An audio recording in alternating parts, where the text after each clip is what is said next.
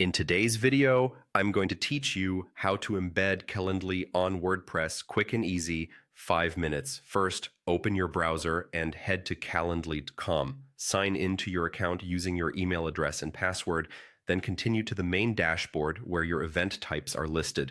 Choose the event you want people to book and open its share options. In the sharing panel, select Add to Website, then pick Inline Embed. Inline places the scheduler directly on your page so visitors can book without opening a separate window.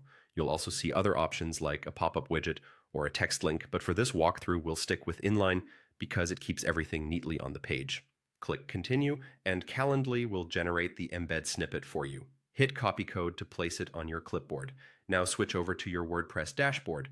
From the left menu, open Pages and create a new page. Give the page a clear title like Book a Meeting so it's easy to find later. In the editor, click the plus icon to add a new block, search for custom HTML, and insert that block into the page. Paste the Calendly code you copied a moment ago into the custom HTML field. If you don't see a live preview inside the editor, that's okay.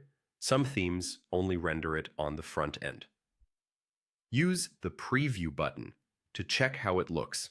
You should see your Calendly scheduling interface load directly on the page.